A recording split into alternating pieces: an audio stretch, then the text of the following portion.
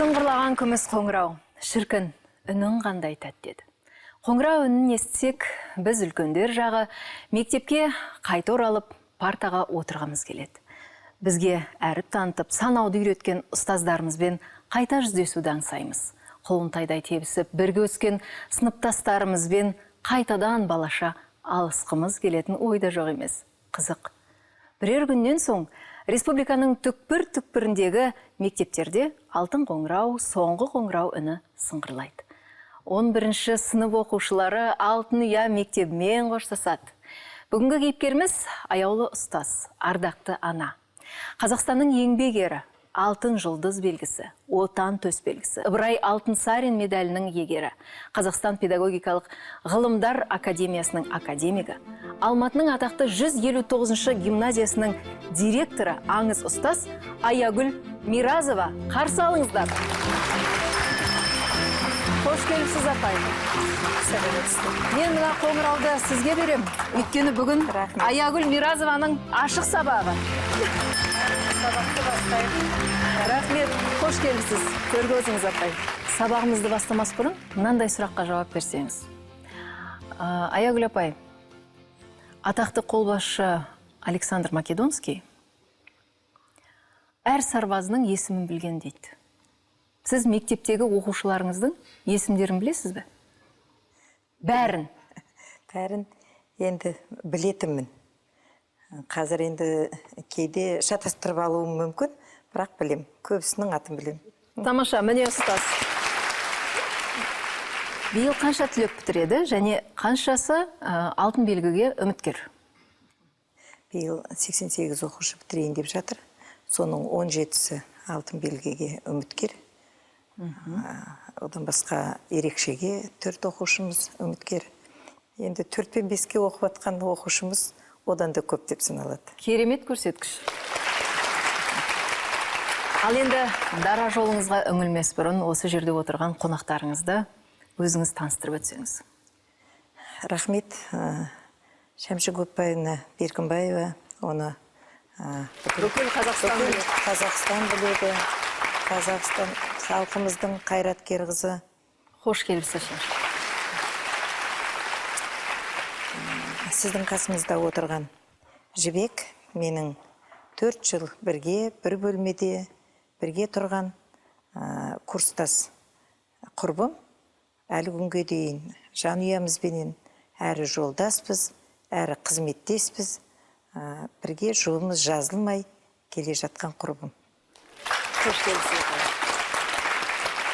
Ол кісінің қасында отырған менің өзім 5 інім бар, 1 сіңлім бар. Сол екінші Ерғали деген інім бар. Сол үйдегі біздің менің ата-анамның табалдырығын бірінші аттап түскен келін. Біздің құтты келініміз деп атаймыз. Ұлжан. Қош келіпсіз.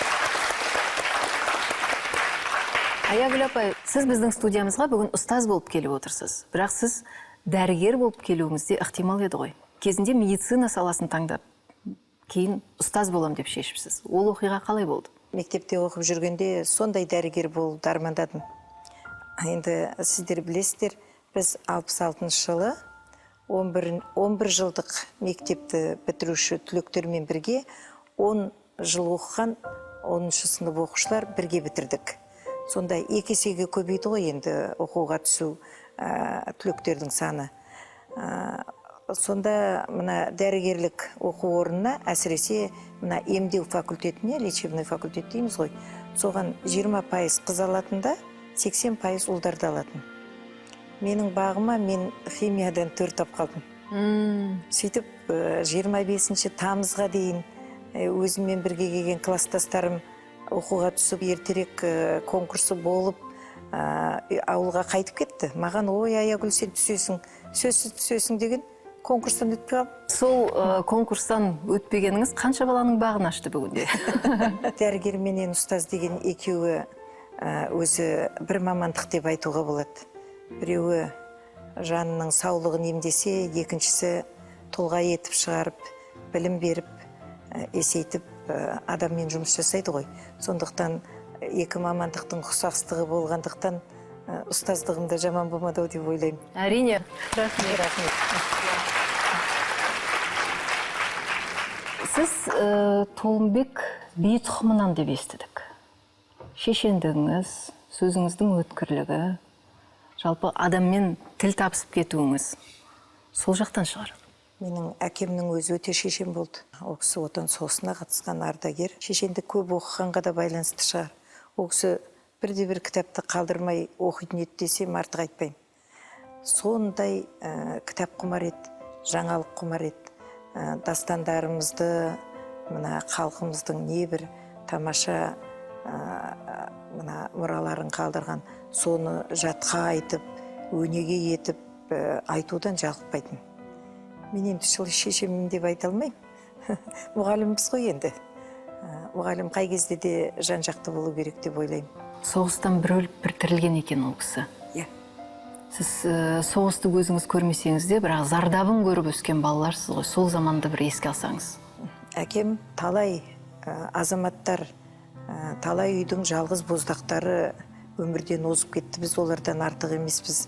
Аман келгеніміз біздің ол сыйлығымыз деп, әлгі өкіметтен алатын кейде үй алу керек, машина алу керек дегендерді сол кісі барып соны сұрамады. Біз бақыттымыз, бізге ешкім ештеңе қарыз емес деп айтатын. Соғыс дегеннің аты өте ауыр ғой. Біз соғыстан кейін туылған балалармыз. Біздің бағымызға келген шығар. Әкеміз келмегенде жаңағы 7 бала қайдан өмірге келер еді деп ойлаймын. Сол кісіге, әкемізге өте ризамыз. Сол кісінің берген тәрбиесіне де бәрімізді оқытты, жоғары білім алғызды. Бәріміздің үй болып, жай болып, аяққа тұруымызға, балалы шағалы болуымызға үлкен әсерін, көмегін тигізіп отырды. Енді әрқайсымыз сол кісі сияқты өзіміздің балаларға айтамын. Сол кісі сияқты парызымызды өтесек жаман болмаймыз деп. 43 жылы 23 ақпан күні Кавказ халқы, Қарашайым малқарлар бір түнде Қазақстанға айдалды. Сол көште сіздің анаңыз бар. Бір отбасында соғыстың зардабын да көріп отырмыз. Және Кавказдан жазықсыз бір түнде жер аударылған, қуылған бір халықтың өкілінің қызы отыр бізде. Анаңыз жайлы айтсаңыз. Өте ауыр, соның бәрін еске алу. Әрине тағдыр ғой. Елбасына арналған фильм бар ғой. Тура солай келген ол кісілерде. Келген әкесі де, ағалары да, апалары да сол вагонға салған да алып келген. Жейтін тамақтары да жоқ, киетін киім де қолына не түсті, соны алғанда жүре берген. Бірақ біздің еліміздің кеңдігі ғой, біздің жеріміз қандай кең болса, пейіліміз сондай дарқан. Сол кісілерді әрқайсы үйіне кіргізіп алып, бала шағаларымен бірге, ол кезде қазақтың да қайбір жағдайы керемет болып тұр дейсіз енді соғыс кезінде. Сонысына қарамай бауырларына басып, сол кісілермен бірге дәмдес болып, тұздас болып, жағдай жасап, аман есен қалып, 56 жылға дейін ол кісілер осында болды. 56 жылдан бастап көше бастады. Әкеме бұйырған шығар. Анам өте сымбатты, ұзын бойлы. Мен енді әкеме тартқам. Орта бойлы. Ол кісі ұзын бойлы, ақ қуаша. Бірақ тілдері өте ұқсайды ғой. Ұқсайды, иә. Түркітектес тілі ғой, өте ұқсайды. Ұқсайды. Сосын мен мынандайды естігем, Кавказ халықтары осы жерге жаңағыдай жағдайлармен келген кезде, әсіресе мына Алматы облысына көшірілгенде, тауды көреді екен де, тау бар екен, өмір сүреді екен, біз бағымыз бар екен, енді өлмейміз деп айтқан екен. Осы әулетке келін болып түскен, сіз не айтасыз? Қандай ерекшелігі бар бұл отбасының? Ұлжан ханым. Осы әулетке келін болып түспей тұрып, мен әпкемді таниды екем. 1970 жылы осы әпкем, мінекей Жібек әпкем, бұл кісілер енді біздің ауылға, Жамбыл облысы Жуалы ауданының қазіргі Момышұлы ауылына практика өтуге студенттер келді. Бір топ қыздар. Соның ішінде осы кісілер бар. өте керемет, андай сұлу, шаштары ұзын, сонда армандаймыз. Ой, мына қандай жақсы бізге апайлар келді деп арттарынан қалмай жүреміз ғой. Мен сонда 5-ші сыныпта оқимын. Осы кісілерге келін болып түстім. Сонда әпкем мені танып, сен сол кезде кішкентай қыз едің деп, бұл кісі маған айтып жатыр. Біздің папамыз сондай сөзге шешен, содан кейін ойындағысын айтып тастайтын, бірақ өте жомарт кісі болды. Менімен қалжыңдап ойнайтын еді. Зухра анамыздың көзін көрдіңіз бе? Ол кісінің көзін көрдім. Ол кісі керемет, сызылған, сымбатты, сондай әдемі кісі болды. Балаларға ұрысады ғой енді бірден кетесе. Сіз деп ұрысатын. Сен деп айқайлап ұрысқанын естіген емеспін. Мен 2-ші курста болғанда тұрмыс құрдық, біз ерте үйлендік. Сол кезде бір семьяда 4 бала болдық, студент болдық. Онда әпкемдер жұмыс істейді. Біздің енді сендерді оқытатын әлгі қазір жағдайымыз жоқ, айналайын келін, сен оқымай-ақ қой деп мені артқа тартып не қылған жоқ. Сол балаларымен қосып жіберіп, біздің кішкентай өзінің үлкен немерелері, қазір Руслан деген, соны бауырларына басып, мені сабаққа қуып жіберген ол кісілер. Бітіріп диплом ал деп. Сабаққа қуу деген жалпы сіздің отбасыңызда өте көп кездесетін оқиға. Мен сізді Аягүл апамыздың неліктен соншалықты жақын тартатынын да жақсы білем. Аягүл апай ата-анаңызда сізден кейін бала тұрмапты дейді. Өзіңізден кейін, біраз жылдан кейін ініңіз дүниеге келеді, 10 жылдан кейін. Бала болған, бірақ та өмірден оза берген ана.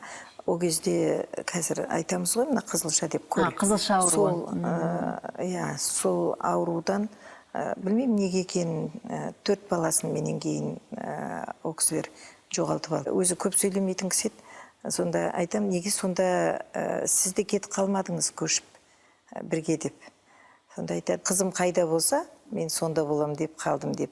Енді содан кейін Құдай берді ғой деймін. Сол кісілер көшкеннен кейін 2-3 жылдан кейін менің 58-ші жылы бірінші інім өмірге келді. Содан кейін аралары 2 жастан 5 інім. Мен тұрмысқа шыққанда сіңілім келді, Айгүл деген. Шүкір, шүкір. Ал жалпы Кавказға барып бедіңіз, нағашыларыңызды көріп бедіңіз? Бардық, иә. Ұлжан да барды, інімменен. Мамамның көзі тірісінде өздері алып барып көрсетіп тұрды. Кейін ол кісі о жақтана Қарабақта соғыс болды ғой.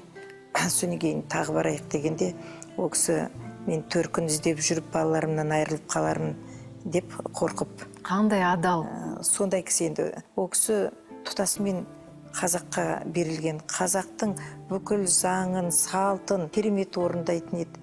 Әулетке ең сыйлы келін болды. Ол кісісіз той өтпейтін. Ол кісіні Зухра келінкесін деп отыратын. Ұлжанда, Ерғалиным екеуі сол кісіні апарып, сояқтың біраз дәстүрін үйреніп, қолөнерін үйреніп келген. Тамаша. Ал өзіңіздің бойыңыздан, Аягүл апай, әкеңіздің қандай қасиетін сезесіз? Осы әкемнен дарыған-ау, ал мынау шешемнен келген-ау деп отырып. Әкемнен мен де тік айтам. Енді шылық қатты тік айтпасам, біз мұғалімбіз ғой. Барлық уақытта емес, бірақ адалдықты жақсы көрем. Ол кісі солай еді. Ол мен мұғалім болғаннан кейін бә кішкене жайлап, жұмсатып айтуға тырысам бала. Біз балалардың көңіліне қарап тұрамыз ғой, соған дағыланып кеткенбіз. Ол кісі шіркін осындай мұғалімдер көбірек болса ғой, баланың көңіліне қарап тұратын қабағына. Ол кісі енді біріншіден соғыс көрген, екіншіден өзі жалғыз ұл болып өскен. Сол атамның тәрбиені әрине ана көбірек береді ғой. Біздің әкеміздің ер азаматтығы, мысалға анамыз қазір енді балалардың тәрбиесіне кейде айтып атамыз, өзімде де 3 бала бар. Ал маған анам әкеңе деген ұлдарға да, маған енді көп айтпайды, қыз баламын ғой, ұлдарға да, мынауыңды әкең білсе, әкең айтсам десе, біздің балалар жым болатын. Анамның өзі ақырын сөйлегенменен мына тәрбиеге мықты қарайтын еді. Қазір оқтын өзіміз жиі басымыз қосылады балалардың. Сол кісілердің туған күні деп алып қойып алған күндеріміз бар. Сөзсіз бәріміз жиналып, ас су беріп, есімізге алып, сол кісілердің айтқан тәрбиелерін ойласақ айтамыз. сол кісілер енді біз құсап жоғарғы оқу орнында бітірген жоқ, ондай мүмкіндікте болған жоқ, шалқып та жүрген жоқ қой енді, шын мәнісінде. Енді ауылда тұрдық біз. Ауылымның аты Қарабастау деп аталады. Негізінен Билікөл деп кеткен, көлі бар қасында. Қоғамдық жұмыстар атқарамыз ғой. Сонда белсенді болатын. Шынымен өте барлық қоғамдық жұмысқа қатысатын. Ән айт десе ән айтатын, қазір ол күлкілі. Би биле десе билейтімін. Бір жерге оқушылар болып барып жатсақ, мен қалмайтынмын. Қалу деген мен үшін ол өте қиын нәрсе болатын. Онда анам айтады, мектепте әңгімеңді бітіріп ал қыздармен. Көшеде келе жатып, тұра қалып, әңгіме айтып, айқайлап күлгеніңді естісем, жақсы болмайды дейтін. Ана төренің қызы көшеде тұрып, әңгіме айтып тұр деп айтады дейді. Сол бізге жетіп жататын. Көшеде тұрмауға тырысатын. Анамның жаңағы сөзін мен қазір оқушыларыма да айтам. Кішкене болса да әсер етсін деп. Мен оқуға түспегеннен кейін елдің бәрін кінәладым. Маған мұғалімдер дұрыс білім бермей қойған сияқты болып көрінді. Неге мен 4 алып қалдым деп. Содан өкпелеп, бір ай, 2 ай үйден шықпай жүрдім. Өзімнің класстастарым. Намысшылдығыңыз ғой. Иә, класстастарым да келіп, ой, түк етпейді, келесі жыл барасың деп жұбатып жатыр ғой енді барлығы. Содан кейін Сайлаухан ағайым айтты, Аяш, сен олай етпе. Келесі жылақ оқуға түсесің. Сен мына балабақшаға барып тәрбиеші бол. Сонда мен тәрбиеші болғым балабақшада. Әпәдеме тәрбиеші болдым. Ана келесі оқу басталғанша. Назар аударыңыздар. Томсырайып жүріп, бір кезде сырын ашады, сынын ашады. Өзі көрінеді.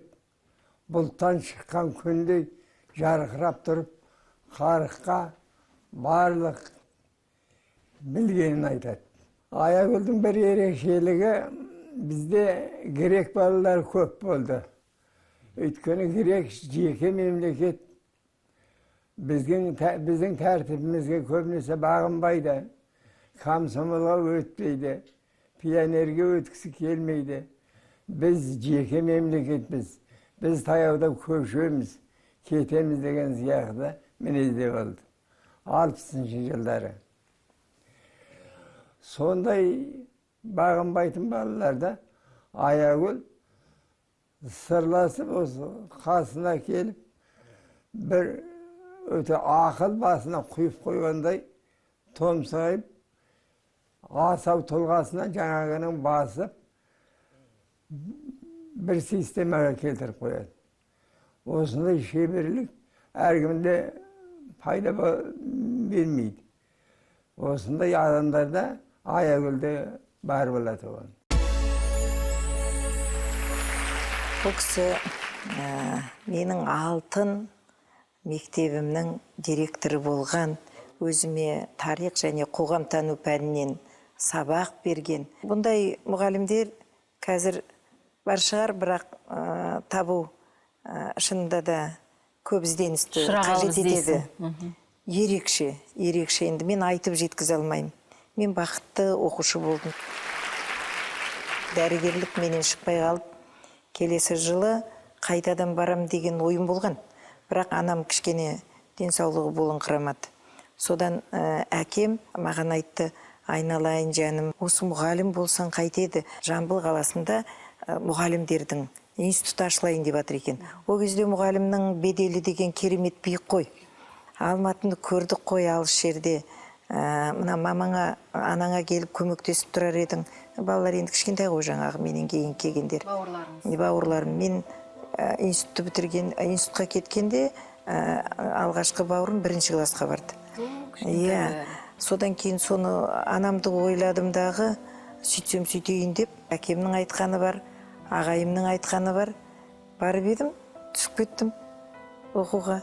Одан кейін бақытты мұғалім болдым. Олай деп айтатыным, Сайлаухан ағайдың кереметтігі, мен ол кісіде қайтадан мұғалім болдым. Сонда мен мұғалімнің қыр-сырын, ата-анамен қалай сөйлесу керек екенін, оқушымен қалай сөйлесу керек екенін, сабақ берудегі мұғалімнің жүріс-тұрысы, әдіс тәсілі мен екінші институттан өттім десем болады. Жібек апай, алғаш танысқаныңыз есіңізде ме? Иә, алғаш танысқаным есімде. Біз бәріміз институтқа түскеннен кейін ол кезде ауыл шаруашылық жұмысына көмекке жібереді студенттерді. Бізді Қызылшаға жіберді, Қызылша жинауға. 3-4 қыздан біргемізде жаңағы бөліп береді, соны орындауымыз керек. Сол жерде бірге түстік. Қасымызда Назифа Айша деген қыз бар, 4-еуміз бірге. Кейін 2 қыз кетіп қалды, біреу ауырды, біреу асханаға кетті, 2-еуміз қалдық. Сонда таныстық, сол бір жағы... Нешедесіз ол кезде? 18-дегі ғой, сол 18-дегі. Сол кезде менің байқағаным, мен жұмысқа белсенді. Жәні салып істейді. Жаңа жанында енді мен жүргеннен кейін мен де ұяламын ғой. Бірге 2-еуміз істейміз, өліп тіріліп, алдыңғы қатарлы болып жаңағы Қызылша жинаудан. Бізді ауданнан, қаладан журналистер келіп, газетке жазып, суретімізді түсіріп. Тіпті солай ма? Иә, солай болды. Радиодан беріп. Одан кейін сыйлық алдық, ақшалай. Сөйтіп бір керемет, сондай 1,5 айдай, сондай жұмыс жасағанбыз. Содан басталды біздің достығымыз. Оқуда да белсенділігін көрсетті. Алдыңғы қатарлы студент бол. Әнді жақсы айтатын, жақсы билейді, өлең шығаратын, күнделігін жазатын, күнделігінің өзі бір поэма десек болады. Болашақ жолдасыңыз Жұмабай ағамызға, Жұмабайға деген кітабыңыз да бар екен. Өлең жинағы. Өлеңі бар, иә. Сіз тек бәрін бір болсын. Иә, Жұмабайға деген. Және ол кісінің мынандай бір азаматтығына таң қалдым. Кішкентайлы болған кезде, алғашқы ұлыңыз дүниеге келген кезде, сол кісіге кедергі болмайым деп, Құндақтаулы балаңызды алып, ол кісінің еліне емес, өз еліңізге барып, төркініңізге барып, жұмысқа кіріскен екен. Сол кезде Слемхан атамыз сіздің басшыңыз болған екен. Бірақ ол оқиғаны Жұмабай ағамыздың өз аузынан естісек, және өркен ұлыңыз келе жатыр осында. Қарсы алайық сіздерді. Қош келіпсіздер, кеш жарық, жоғаршымызды. Аға, сыртыңыздан құлағыңызды шулатып жатырмыз. Жұмабайға деген өлең дәптері жайлы айтып кеттік.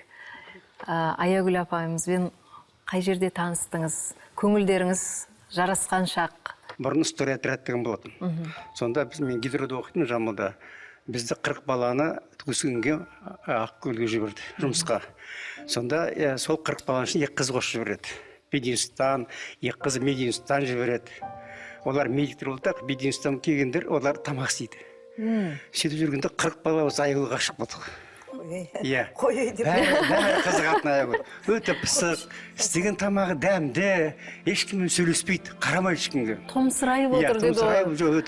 Содан кейін кейбір атамыз. жігіттер қайта шай іше беретін барып, жақсы көріп, қайта үлкен банкін алып.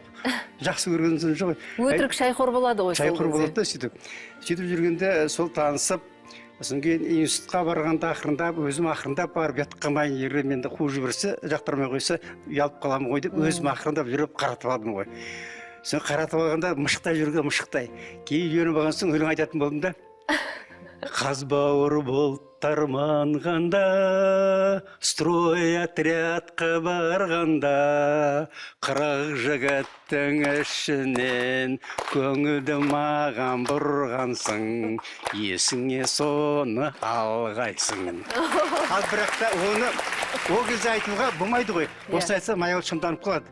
Ол шында мен емес, көңіл бөлген, мен ғой көңіл бөлген Аягүл емес қой. Сонда кейін өзім енді қолым жеткізсең батыл болып айтып отырғаным ғой. Рахмет. Бір қызық жері 5 қыз болады. Біреу шықпайды. 4 жыл қатар осы 5 қызды. Киноға апарады, неделе апта сайын. Әбден шығынға кетті. Телевизорға, то есть киноға бір қыз отыр ғой. Гүл алып берем, мороженое алып берем, конфет алып берем. Апта сайын сол. 5-еу қатар жүреді. Әрине мұны ауыр тиді. Ана повышенный степень алатын, ақпен ақшаладым. Осыларға жаратып, кешке жақын суменен нан жеп жүретін. Міне осындай. Өркен, қандай ана? Аягүл апамыз? Мамам ана ретінде енді керемет кісі. Айтатын, міне мен елдің баласына тәрбие беремін. Сіздер біздің нәтижемізді жерге қалдырмай, елден ұят болмаңдар. Сол осы кісілердің арқасында бізде міне. Сіз қандай мамандықты таңдадыңыз?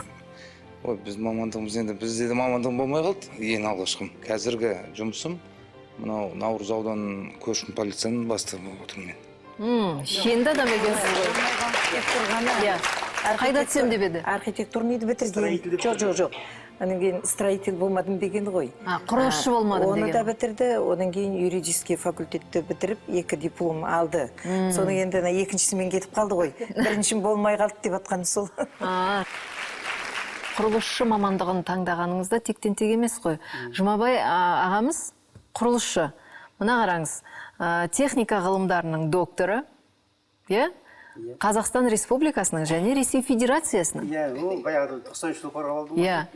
Инженерлік академияның академигі, 120-дан астам патенттердің авторы. Өнер тапқыштығы тағы бар. Және 2 қабатты киіз үй деген Аягүл Миразова 2 қабатты киіз үй дегенді көп естеймін. Оның авторы сіз емес, жолдасыңыз екен ғой. Киіз үйдің есептеу барысында 1 теңгеуін шешіп берді. Содан авторлыққа қостым. Тегін қоспаймын. Тегін қоспаймын. Баяғы қалтаңыз қағылғанды қайтадан өтеп алу керек қой, шығарып алу керек қой. Мысалы, кандидаттығымда жазып жатқанда бір есеп шығарамадық. Мен де шығарамаймын, мен руководитель шығарамаймын. Бір интеграл аламаймыз. Содан Аягүлді мен білмеймін ғой деді. Ары қарауды, бері қарады, кітап әкеп бердім. Содан бір күн тақып шығарса интегралды. Бір несі сәт түсіп қалған ғой. Сөйтіп қорғап кеттім кандидаттықты. Киевте жүргенде. Киевте демекші. Сіз аспирантураға Киевке кеткен кезде, келіншегіңіз жас Аягүл Миразова кішкентай баласымен қайда барады? Сіздің жолыңызды бөгемеймін деп ауылға кеткен екен. Сіз қандай шешім қабылдадыңыз сол кезде? Ауылға барам деді, мен туған ауылыма. Мен айттым, туған ауылымда дедім, бірінші жұмыс таппайсың дедім. Екіншіден саған келін деп қарайды. Әрқайсысы жақсы атақты апармайды дедім. Сен барсың дедім, төркініңе барасың дедім. Папаң бар, мамаң бар, інілерің бар, мектепке жұмыс істейсің дедім. Мынандай азаматтар некен саяқ? Оған папасы да қарсы болды, өзі де қарсы болды. Бардық қой. Барғы соң жай берді, соның арқасында партияға өтті, соның арқасында солар завуч болды, соның арқасында тәрбие алды, тәлім алды, соның арқасында Алматыға келгенде көп жәрдем тиді соның. Аягүл апай, сіз осыны түсінесіз бе? Сіздің бүгінгі атағыңыз, сіздің бүгінгі мәртебеңіз, осының бәрі Жұмекеңнің сізге жол беріп, сізге болсын дегені. Бұған қоса, өзіңіздің кандидаттығыңыз бен докторлық диссертацияңызды қалай атап өттіңіз? Кандидаттығымды қорғағанда, әрине ол кезде шамада жоқ, бірақ кейін Аягүлге керемет осы кандидаттығымды қорғадым деп, мынандай үйде, мына бірінші үй, 2 этажды өзім қолымнан тұрғызып бердім. Ол емес ол. Ал енді докторлығымды қорғатты ғой.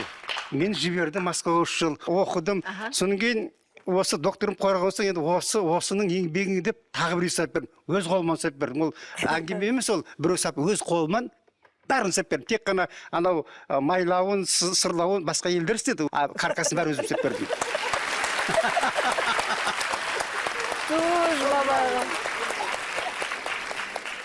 Осы жерде Сайлаухан ағайымыздың еңбегін айтайық. Шынында да Жұмекең жаңа айтып отырған рас. Мен 1 жыл Киевте мына Өркеш 1 жасқа толғанға дейін бірге тұрдық. Руководителі сондай керемет кісі болды. Қорқып кетті ол.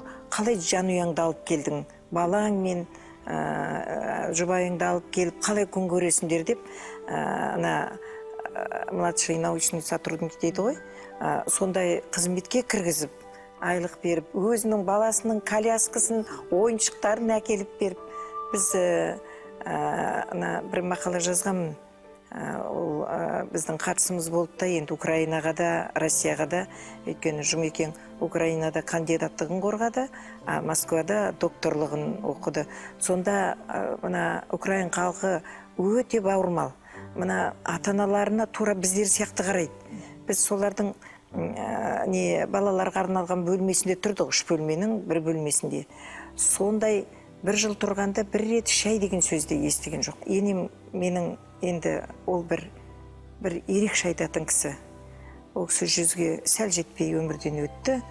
Енді онда ене жоқ шығар деп ойлаймын. Ол кісі мені алақанына салып, менің бауырларымды алақанына салатын. Сондай көпшіл, сондай адамгершілігі жоғары, мынау менің өскенімді, менің киінгенімді, менің жүргенімді қуанып, соған жағдай жасайтын кісі болды. Шәмші апай, Жұмекен мен Аягүл апайға қарап отырып сүйсініп отырсыз. Соған қарағанда сіздің достығыңыз, отбасылық достық, құрбы ретіндегі достығыңыз әуелден келе жатқан достық-ау деймін. Сөз өзіңізде. Аягүл Төреқызын ширек ғасырдай уақыт білем. Мынау тәуелсіздігіміздің алғашқы жылдары оқу бағдарламасы, оқу стандарты, оқу жоспары, төл оқулықтар жасау енді өзімізге тиесілі болды. Мен министрлікте жұмыс жасап жүргенде Алтынсарин атындағы білім академиясы ұстаздары, ғалымдар, жаңағы мамандар сол жұмысты қолға алу керек болды. Сонда Аягүл Төреқызы біздің жанымызда осы жаңадан ғана мына мектеп ұйымдастырылды. Алғашқы директоры осы Аягүл Төреқызы болып келді. 159-шы. Кішкентай ғана бір ескі ғимарат, ол енді қазір еске алудың өзі де қиын, бәрін түгел оның бәрін өзгертті. Сонда жалғыз ғана 12-ші қазақ мектебі бар. Алматыда. Алматыда. Бір ғана. Ал содан кейін осы мектеп құрылды. Аягүл Төреқызы бастан аяқ сол жұмыстың бәріне қатысты. Және оқулық жасайтын авторлар тобына да кірді. Өзінің қазір мысалы бірнеше классқа жасаған геометриядан, математикадан оқулықтары бар. Содан жақсы бұлай араласып кеттік. Мен айтар едім, жаңа өзі біраз өз туралы әңгіме айтқанда басқа мамандыққа барғым келді деп отыр ғой. Аягүл ұстаз болып туған адам. Мен ол мектепте жиі болам. Оқушылармен сөйлесіп көрсеңіз, ұстаздармен сөйлесіп көрсеңіз, ата-аналармен сөйлессеңіз, ең басты Аягүлдің ерекше қасиеті деп мейірімділігін айтады. Мейірімді адам ұстаз болса, ол балалардың бағы. Шын айтқан. Қазір жас болса да Қазақстанның атын шығарып жүрген Рахатби Әбдісағин деген оқушысы былай деп жазыпты. Мектепке қуанып барамын, мектептен қуанып келемін. Біз барлық оқушылар солай жасаймыз деп. Аягүл Миразова өзінің кластастары айтатын, я болмаса ұстазы Сләмханат айтатын, аяулы Аяш бала кезінде қандай болды екен? Кластастары сөйлесін осы жерде. Қыздардың арасында Аягүл ерекше өзінің сабаққа деген жақсы оқитын қабілетімен көрінетін, біздің есімізде қалатыны. Онан кейін қандай да бір қоғамдық жұмыстар болсын, соның бәріне белсене араласып, өзінің сол кезден ақ жалпы сабаққа деген, басқа да бір жұмысқа деген өзінің қабілеттілігін жақсы екенін көрсетіп отыратын. Қыздардың барлығы шаштары ұзын, бәрі көріктетін, бізге солай көрінетін, әлде көрікті шығар енді. Көрікті ғой көріп отырсыздар. Енді бәріміз де жақсы көретінбіз Аяшты. Ана жерде сіздің осы дара жолға қатысатыныңызды біліп, естіп, барлығы бір сыныпқа жиналып кластастарыңыз отыр. Таныған шығарсыздар. Жиналып тұрасыз ба? Иә, арамыздан 3-4-еуі озып кетті. Қағанымыз аман-есен бармыз. Енді сол бір кластасыңыз бүгін өзіңіздің құрметті қонағыңыз болып, дара жолға келіп отыр. Өлең арнаған сізге. Бір емес 120 өлең арнаған екен. Жеңіскүл апай, келіңіз.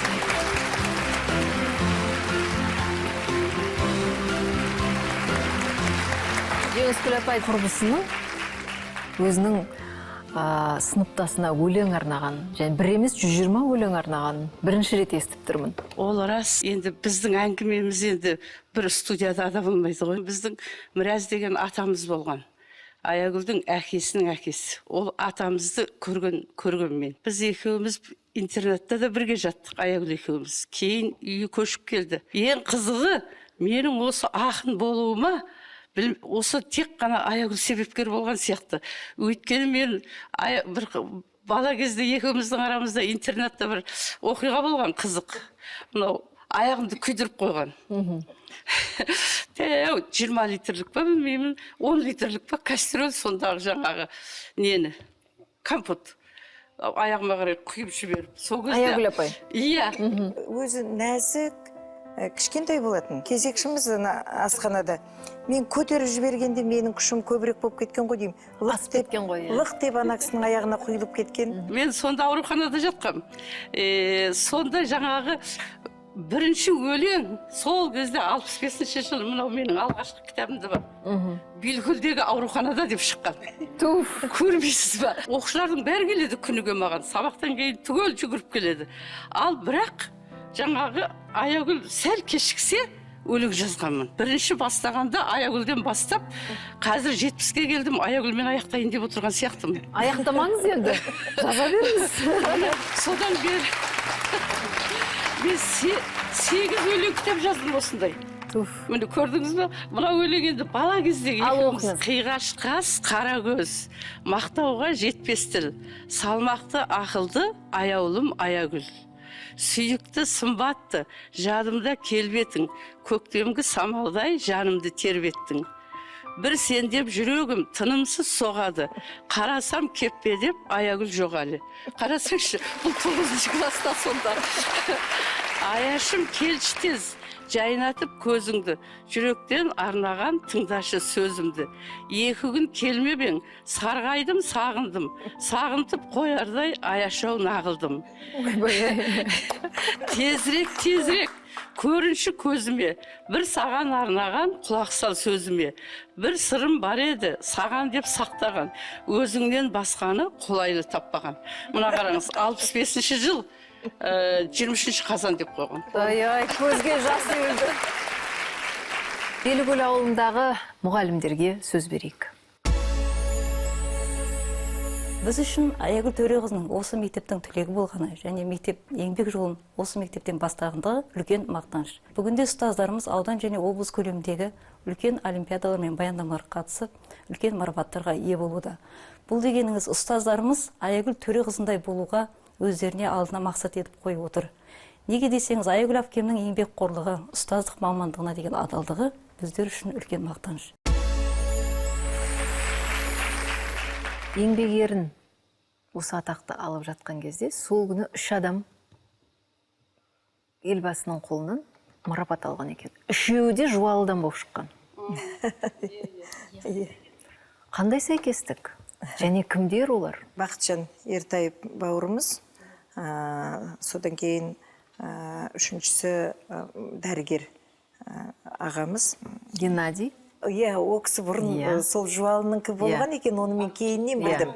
Иә, Зенченко да сол біздің Жуалының кісі екен, оны мұнда білдім мен негізінен. Ол енді білесіз ба, өзі қасиетті жер, өзі Қазақстанның барлық жері қасиетті ғой. Суында бірдеңе бар сол жердің. Шөбінде бірдеңе бар сол жердің.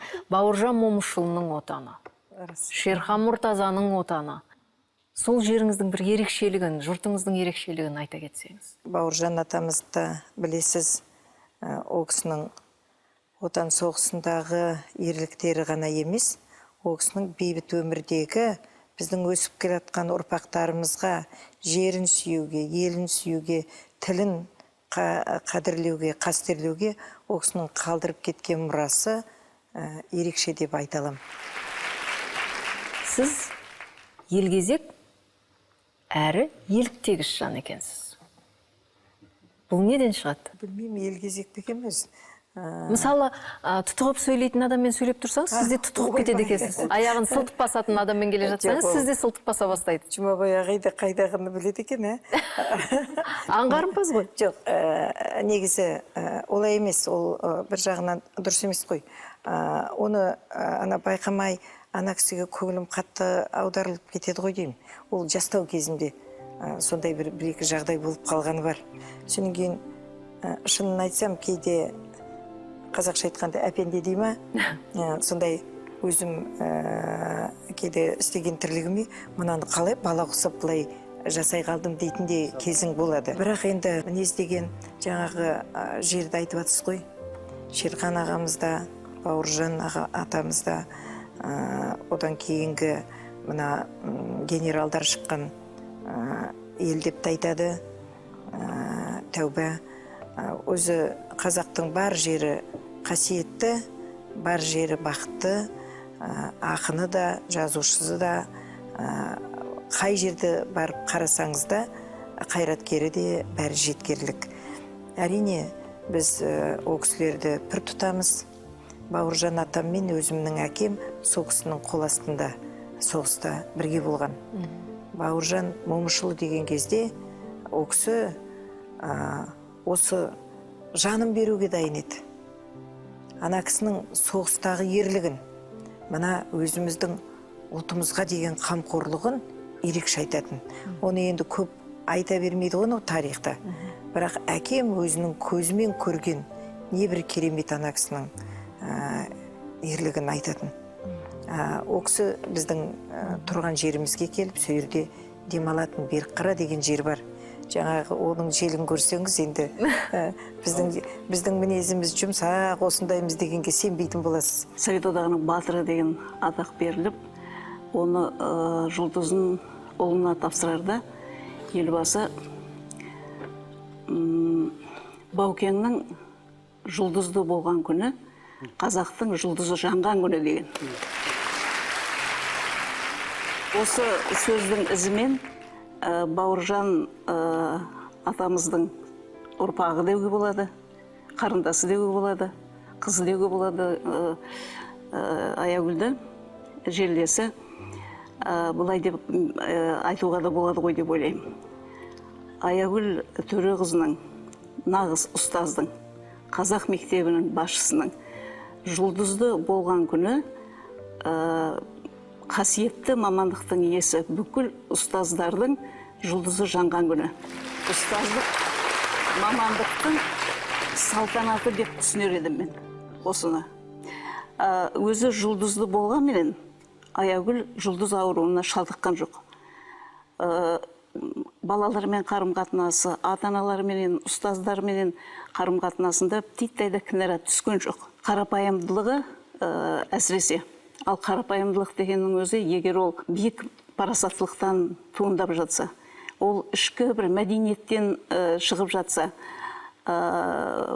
өте бір білімділігінен болып жататын болса, мен айтар едім, қарапайымдылықтың өзінде ұлылық. Сізге алғысы шексіз ата-ананың бірі бүгін студиямызға келіп отыр. Бұл азаматты бүкіл Қазақстан біледі. Бірақ кәсіпкер ретінде, қоғам қайраткері ретінде біледі. Ал біз сіздің дара жол деп аталатын хабарыңызға бұл азаматты өзіңізге алғысы шексіз әке ретінде шақырып отырмыз. Нұртай Сәбильянов. Қош келіпсіз.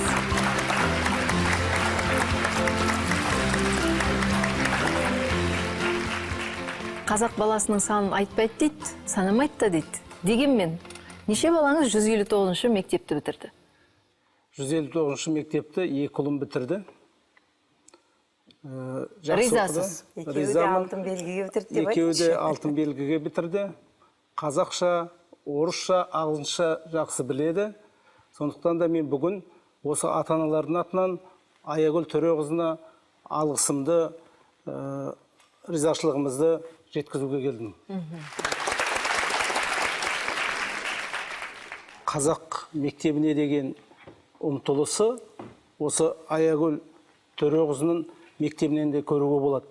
Бұрын орысша мектеп бітіріп, орысша тәрбиеленген ата-аналар балаларын осы қазақ мектебіне әкеп беріп жатыр. Бұл үлкен жақсылық деп мен ойлаймын жалпы. Сол арқылы олар да мына қазақ тілінің мәртебесін арттыруға, қазақ тіліне деген өздерінің құрметін көрсетіп жатыр. Міне сол мектептің жақсы дамуына, мектептің жағдайының жақсы болуына Аягүл Төреқызы үлкен еңбек істеп отыр. Ата-аналар әрқашанда риза Аягүл Төреқызына. Өйткені қашанда Аягүл Төреқызы ата-аналармен ашық сөйлеседі, есігі ашық. әрбір ата-ананың өзінің мінезі бар, білесіз, баласын кім жаман көреді, бәрі жақсы болсын, бәрі алғыр болсын дейді. Міне солардың әр баласына қарап, басынан сипап, ақылын айтып, іс-шараларға қатыстырып, сол балалардың ақылды болуына, адал болуына, белсенді болуына, білімді болуына атсалысып жүрген, бірден бір ұстаз ретінде осы атсалысып жүрген Аягүл Төреқызы. Нұртай аға, сіздің еңбегіңіз қандай балаларыңыздың тәрбиесінде? Аягүл апай көбірек тәрбиеледі ме балаңызды, әлде өзіңіз әке ретінде көбірек тәрбиеледіңіз бе? Былай, Аягүл Төреқызы біздің отбасымызға өте жақын адам болып кетті. Біздің жалпы туған апайымыздай болып кетті. Өйткені жаңа айттым, 2 ұлым осы мектепті бітірсе, 3 қызымның тұсауын осы Аягүл Төреқызыға кесті. Қарамда осы кісіге кескіздік. Жиналысқа барушы ма едіңіз, ата-аналар жиналысқа? Мен жиналысқа да бардым. Ата-аналармен бірге отырып, осы әртүрлі мәселелерді де талқыладық. Міне, сол кезде бәрін ата-аналардың айтып отырғаны, осы мектепті осындай жағдайға келтіріп отырған Аягүл Төреқызына әрқашанда ризашылығын білдіріп отыр. Сонымен қатар, тағы да бір айтайын, мен өзі осы Аягүл Төреқызына деген құрметімді өзімнің қызым дүниеге келгенде соның атын Аягүл деп қою арқылы көрсеттім. Міне, Аяқ дейміз қазір. Кім досымыз дейді? Менің досым Аягүл Төреқызы дейді өзі. Әрқашанда айтады, достарың кім десе Аягүл Төреқызы дейді. Мен Аягүлім. Оны Аяш дейміз біз үйде. Қазақстандағы екінші Аяш. Тамаша. Тұсаукесер жайлы айттыңыз жаңа, Нұртай аға. Сол рәсімнен бір үзінді түсірілген екен, соны көрейік. Менің тілейтінім, аспанымыз ашық болсын. Мына еліміздің көк байрағы желбірей берсін. Бірлігіміз, тірлігіміз жараса берсін. Осындай бүлдіршіндеріміз біздің бойымыздағы жақсы қасиетті осы балаларға жұғысты болсын. Пысымылар, мына бейбі Мәтима апамның қолы деп, Алла тағала қолымды құтты қыла көр. Шақпен кесіледі екен, мінеке. Шашылып жатқан әмзелік ағасына дейін келімдер сәте. Бәріңіз құтты болсын, шашылын аламыз. Бәрекелді. Қадамы құтты болсын. Үш тілділікті айтып қалдыңыз жаңа, Нұртай аға. Қазір үш тілділік жайлы көп айтамыз. Бұл 159-шы гимназия үшін жаңалық емес көрінеді. Жалпы 159-шы гимназия сонау тәуелсіздік алғаннан бері қарай осы үш тілділікті енгізіп, балаларға білім беріп келе жатыр. Осы мектепті бітіріп шыққан қай баланы алсаңыз да, үш тілде бірдей сөйлейді. Әр салада қызмет істеп жүр. Ол әр жерде жүр қызмет істеп. Өз істеріне тиянақты, қазақ тіліне деген құрметтері зор, отан сүйгіштігі бар олардың. Міне, сондықтан да міне біз осы Аягүл Төреқызы секілді азаматтардан жалпы үлгі алуымыз керек. Баланың өз тілін жақсы игеруіне, басқа да тілдерді алуына ол жанұядан ықпал болу керек. Мына ата-ана балаға тек қана тамағын тоқ етіп отырмын, киімін көк етіп отырмын. Бұдан басқа не керек? Көлкілдетіп, біздің мектеп сондай, мәшінемен әкеліп, мәшінемен әкетіп отырмыз, балаға барлық жағдайды жасап отырмыз деп кейде келте ойлап қалатын кездер болады. Міне біз осыдан арылуымыз керек. Балаға қамқорлық керек. Үйдегі үлгі, үйдегі мектепке деген көзқарас. Мына тек сезіктен қарай бермеу керек. Ай, ол мұғалімнің әнері дұрыс емес, мінері дұрыс емес дегенді, оны көп айтқаннан ешқандай пайда келмейді. Әсіресе баланың көзінше. Иә, баланың көзінше. Міне, балаға сол мектепті жақсы көруге, сол ұстаздарының берген білімін алуға бірден бір жол салатын ол ата-ана. Сондықтан мен дүйім жұрттың алдында осы Нұртай сияқты ата-аналарға басым дейіп, алғысымды айтам. Біздің еліміз тек ұтады одан.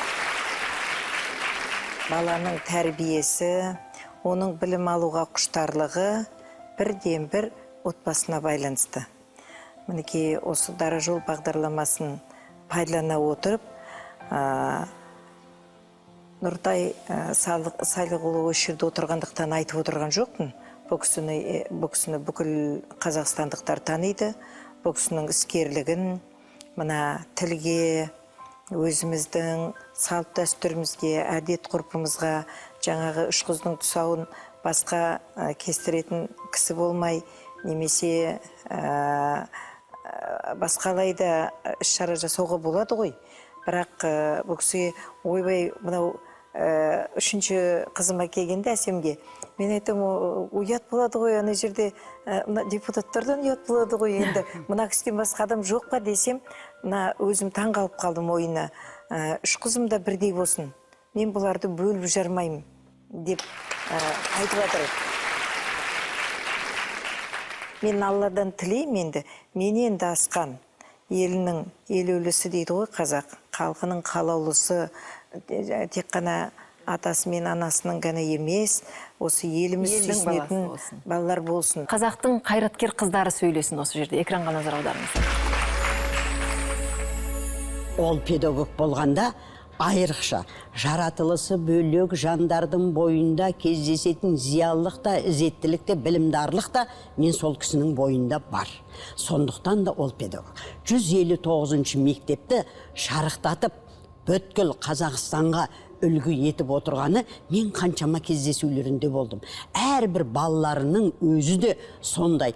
Ол әрбір баланың басын, өздері сол балалар анасы сияқты соның артынан еріп жүреді. Соған жақындағанды жақсы көреді. Бірақ бір баланың көңілін қалдырмайды.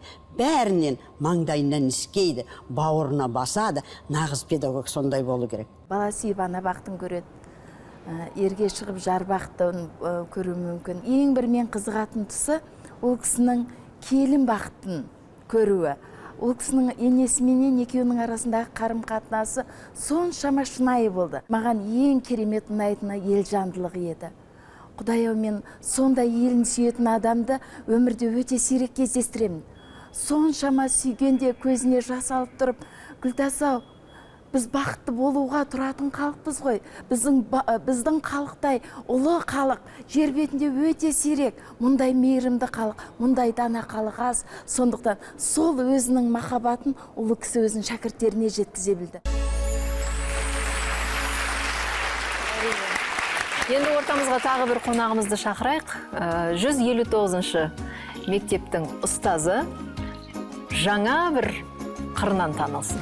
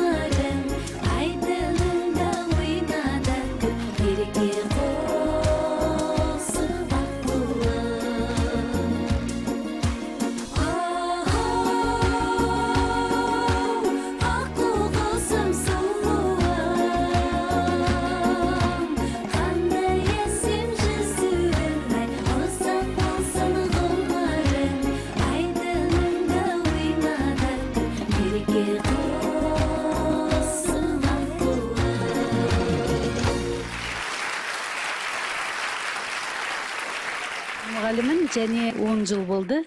Мектепте, гимназияда тәрбие ісі жөніндегі орынбасарымын. Қандай биязы қыздарды тәрбиеледіңіз? Өзіңізге қарап тұрып. Мен бір ауыз сөз айтқым келеді. Біздің Аягүл Төреқызы қарапайымдылықтың, тектіліктің, мынау даналықтың, әдеміліктің символы іспеттес. Ән арнамау мүмкін емес. Мына ән сол кісіге арнай жазылған ән ба? Аягүл Төреқызына арналып жазылған ән. Аягүл Төреқызының алтын құрсағынан шықпасам да, ол кісі маған анамдай. Рахмет Шолпан. Көрермендердің ортасынан орын алыңыз. Тәсілдеріңізбен бөлісіңізші, құпияларыңызбен.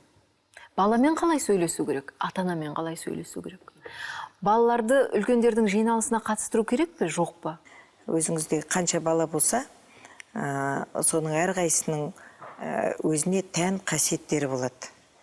Біреуіне жасаған қадамыңызды екіншісіне жасасаңыз көтермейтін кездері болады. Бір ата-анадан өмірге келсе де. Сондықтан ұстаз болу деген оңай дүние емес, шын мәнісінде. Әрине мен 50 жылға тарта ұстазбын, сондықтан мен тәжірибем жиналды ғой енді барынша.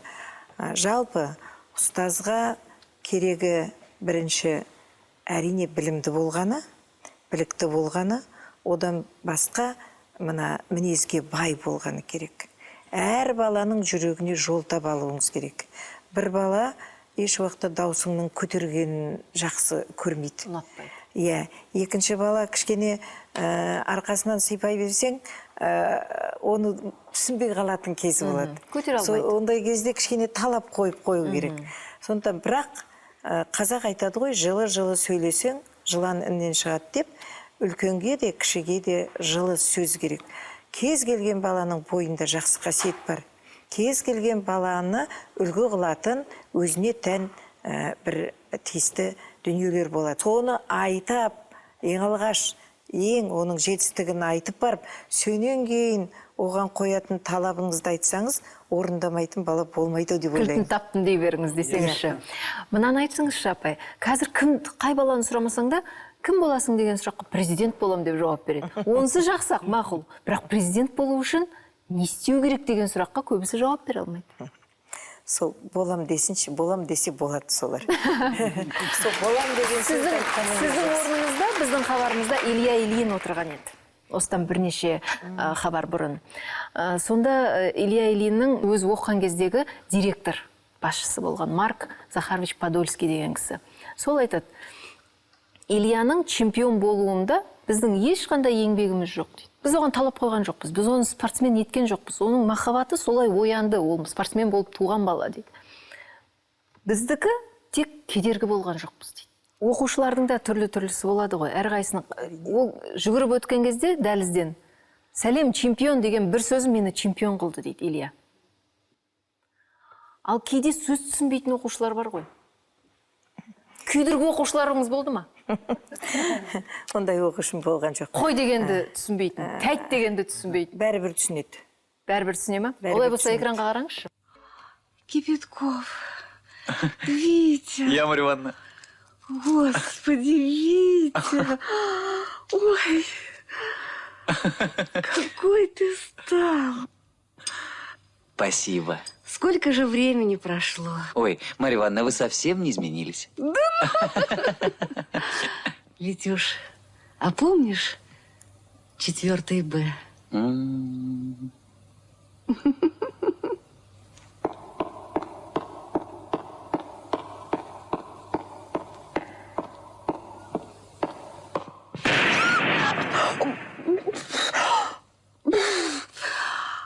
Кипятков? Во! Да. А помнишь в 5?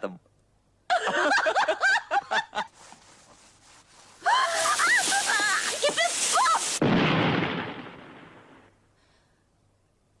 Отца, немедленно, срочно! А помнишь, ведь уже в 6?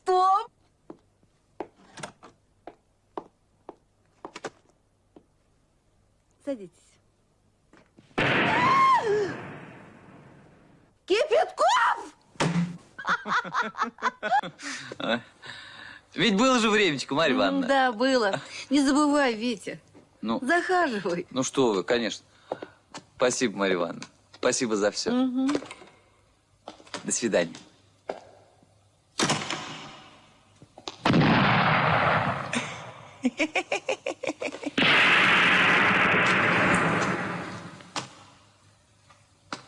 Ну как, Кипятков?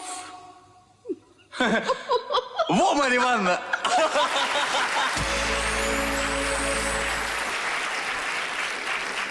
Олай болса, сіздің енді күйдіргі емес шығар, жақсы, тым жақсы оқушыларыңыз тосын сый ретінде келіп отыр бүгін. Кешіңізге. Келіңіз. Ой, айналайын.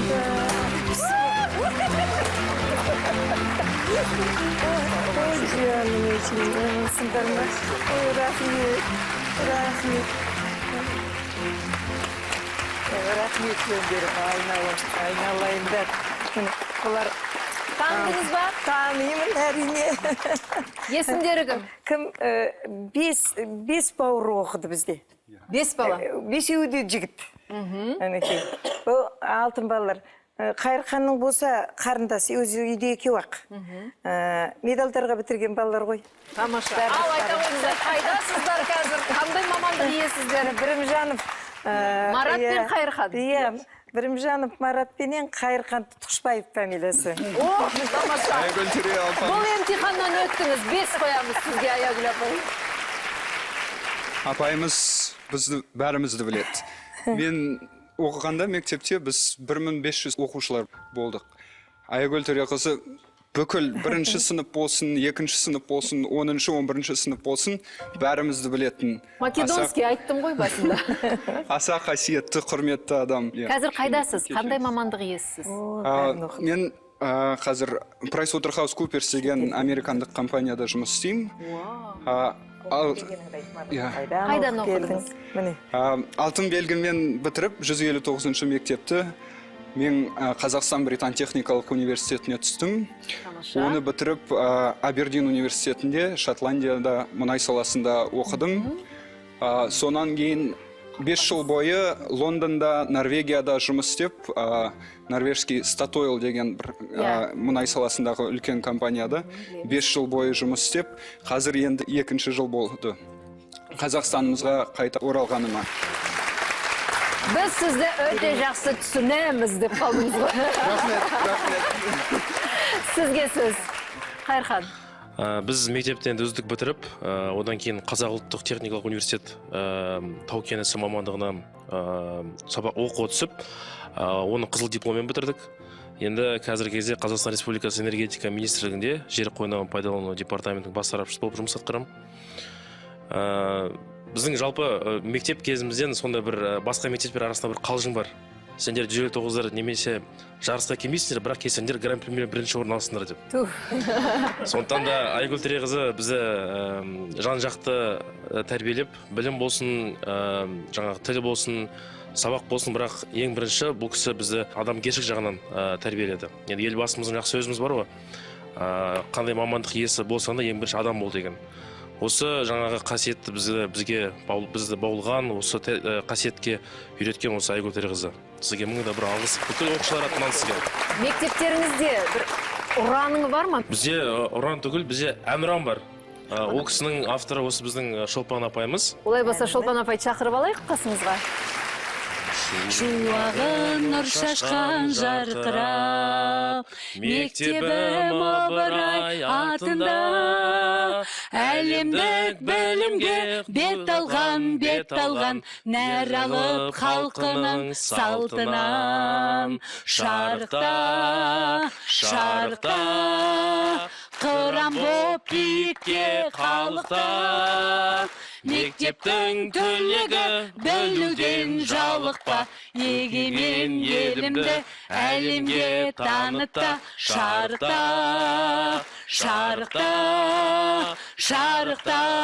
Тамаша, рахмет. Сіздер көрермен ортасынан орын алыңыздар, рахмет. Аягүл апай, солдат болып жүріп, генералдықты армандайды. Ал сіз қатардағы мұғалім болып жүріп, директордықты армандадыңыз ба? Жоқ. Негізі өзім атақ құмар емес болдым. Мен мұғалімдікті ең биік қойдым. Жалпы балаларға сабақ беру деген бақыт. Мына қараңызшы, менен бақытты кісі жоқ қой деп ойлаймын. Енді қай жаққа барсам да, қандай жерде болмасам да, тіпті шетелдерге барғанда оқушыларым алдымнан шығып жатады. Сөйтіп атана кездесіп қалып, алғысын айтып атады. Сізде оқы, мен атаналарды көп тани бермеймін. Мен балаларымды танимын. Есімдерін біліп отырсыз. Фамилиясын айтыңызшы десем, бірден есіме түседі. Бірақ бүгінгі директорлер, апай, қаржыгер де болу керек, менеджер де болу керек, ұстаз да болу керек. Бір бойында қандай мамандықтар болу керек? Ата-ананың алғысын естігенде, оқушыларымның осындай жылы сөзін естігенде дүниені тіреп тұрғандай боласың.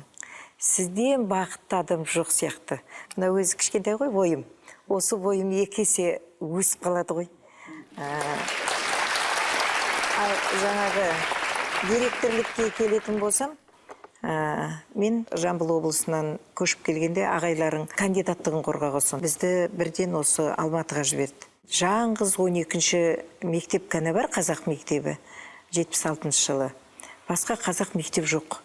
А мен өзім коммунистпін, партияға өткем, кәдімгі партбилетім бар қалтамда, мұғалім болдым, одан кейін тәрбие завуч болдым. Жұмыссыз отыруға болмайды ғой. Енді не істеймін? Орысша монша керемет емес. Әлігі жалғауын дұрыс айтпауым мүмкін.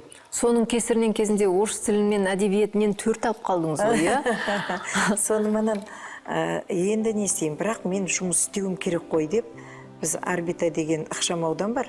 Соған 68-ші орыс мектебіне бардым. 12-ге айтты, о жерде орын жоқ, барып әуре болмаңыз деді. Соны барып едім, Ян Владимир Сергеевич деген корейский кісі екен. Менің документімді көрді да, мен сізді алам деп сөйтті. Мен бірақ орысша нашар сөйлеймін дедім. Сөйтіп, жоқ, сіз тамаша сөйлеп тұрсыз дейді ғой. Сөйтіп, не керек, мен сол мектепте класс жетекшіде болдым, математикадан сабақ бердім.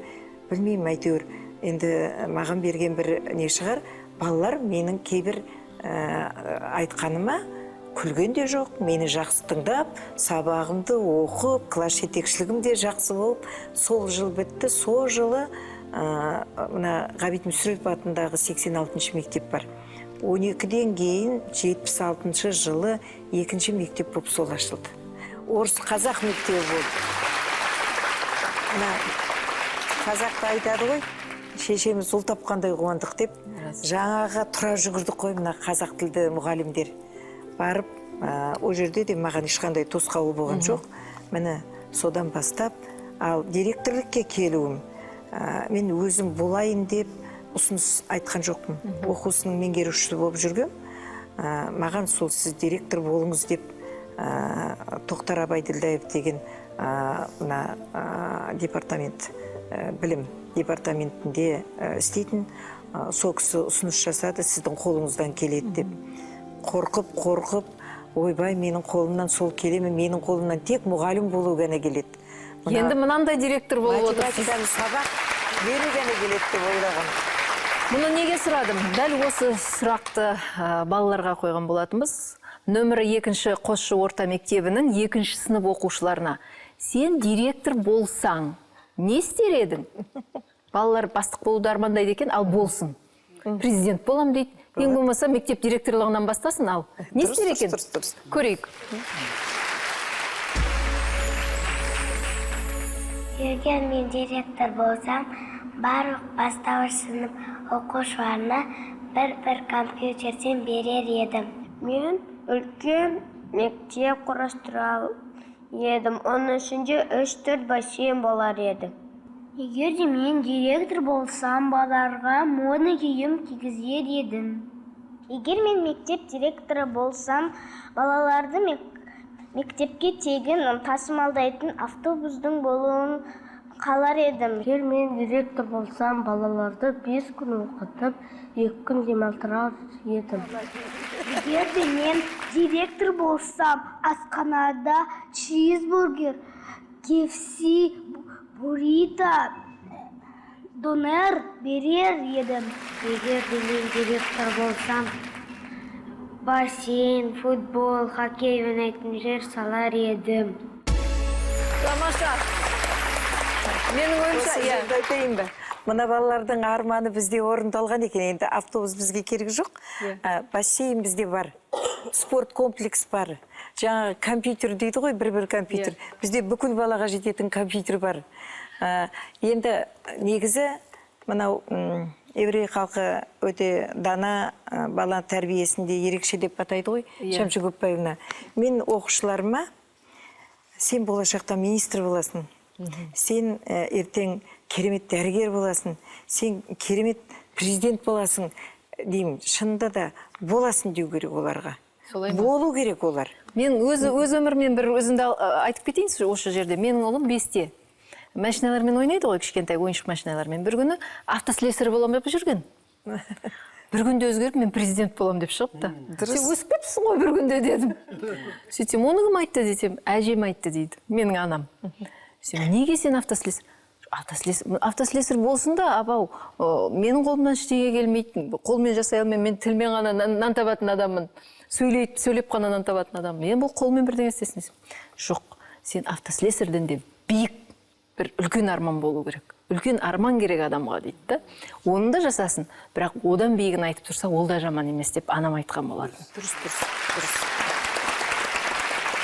Енді осындай арманшыл балаларды тәрбиелеп отырған тәрбиешілер бар екен сіздің ауылда. Аягүл Миразова атындағы балабақшада. Сол балабақшаның ашылу тарихы туралы өзіңіз айтып кетсеңіз. Негізінен үлкен алғысымды білдірем. Менің бауырларым өзіміз оқыған мектепке, өзіміздің ауылымызға өте көп қолғабысын тигізіп тұрады. Енді кәсіпкерлері бар, бауырларымның ішінде мүмкіндіктері бар. Мешіт салып берді сол ауылға, өзіміз бәріміз Алматыда тұрамыз негізінен. Кейін мектептің жөндеу жұмыстарына да, жылда барып спорттық ойындар өткізіп, балаларды қызықтырып, баулып, кейін үлкен кісілерге мерекелерімен құттықтап тұрады. Сол балабақшаның ашылуы қарай, сол сізге ұқсаған балалар шықсын осы мектептен деп баяғырымшылдық қой. Енді сол балабақшаға да өз көмектерімізді тигізуге атсалысты. Негізінен әрине біз қай жердегі балалар болмасын, сол балаларымыз біздің білімге құштар болса, жан-жақты болып тәрбиеленсе, өнерге бейім болса, мынау қазір балалар қандай өте қабілетті. Тек соның көзін ашу керек. Бізде сол көзін ашу жағында олқылық болмаса, балалар өте қабілетті, көзқарастары бұлар дарын ғой бала деген, оны баулу керек. Балабақша оның алғашқы көзі. Осындай дарынды балаларды кезінде музыкаға баулыған ұстаздарының арқасында қазір талантты хор жиналған екен. Сонымен Гүлмира Жангелдіқызының жетекшілігіндегі «Айналайын» балалар хорын тыңдаймыз.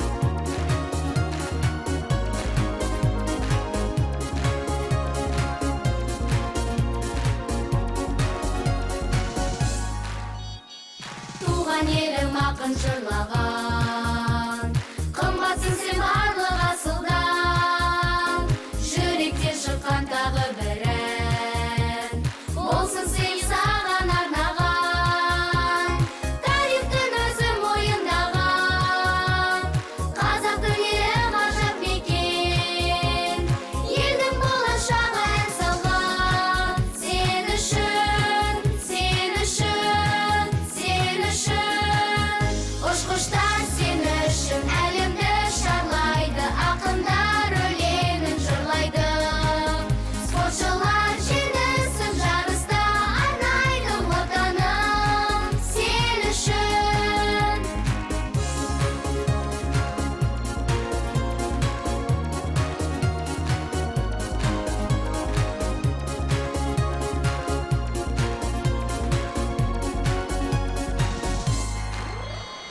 Барлық елдің бізден назары, шаттана бер менің қазағым, тамсандырды келген қонақты, Астананың сұлу ажары, Қазақстан отаным елім, бақытымда барым сен менің, шырқалатын әнім сен үшін, Астанам сен үшін, сен үшін. Ұшқыштар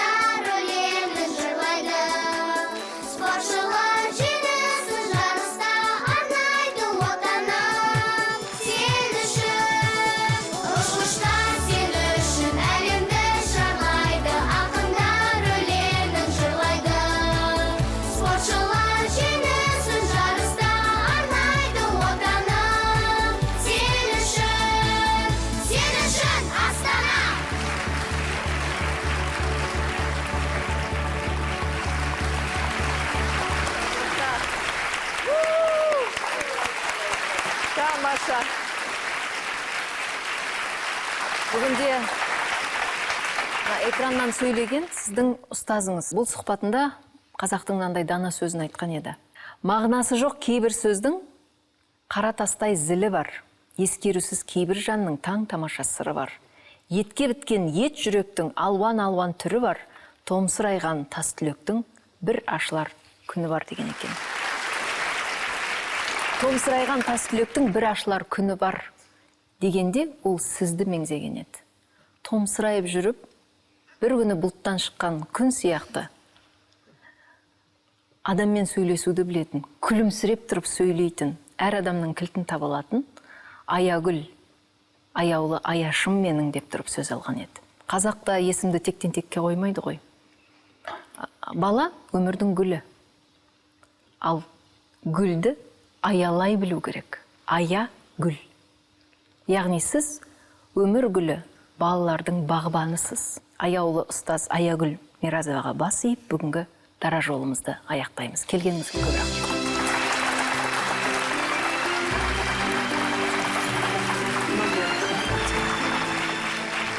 Үлкен рахмет. Мына дара жолдағы тамаша сабағымызды осымен аяқтауға рұқсат етіңіздер.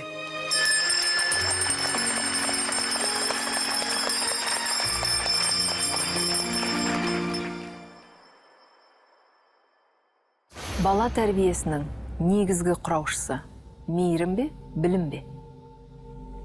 Еуде. Мейірім де керек, білім де керек. Мейірімсіз жерде білім де болмайды. Бүгінгі күннің қаһарманы кім? Тәуелсіз еліміздің қаһарманы мектепте отырған оқушылар. Қазір таптық сана басып келе жатқан заман. Осыған алаңдайсыз ба? Алаңдайым. Бұда өте шығатын шығар деген ойдамын. Қара тақта мен ақ борды жиі сағынасыз ба? Әрине. Сағынамын. Баламенен етене жақын болу, ол мұғалім үшін бақыт. Талай баланы үйреттіңіз. Ал өзіңіз баладан нені үйрендіңіз? Періштелігін, соны әркез сақтауға тырысасың. Үлкендерде дегенмен періштелік кейде болмай қалады. Бүкіл өміріңізді біреудің баласына арнадыңыз. Ал өз балаларыңызға уақыт болды ма? Ұстаз болсын, басқа маман болсын, барлығына да мүмкіндік табу керек.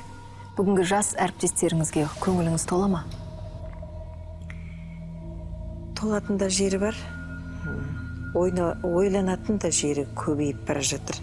Ұстаздық мамандықты алғаннан кейін тағдырымның ең тұнық, ең мәнді бөлігі деп қарау керек. Соның үдесінен шығуға бар күш-жігеріңді салу керек. Рахмет, Аягүл апай. Бұл еңбек ері ұстаз Аягүл Миразованың дара жолы болатын. Әркімнің өмірде өз жолы бар, ал оны дара ету өз қолыңызда.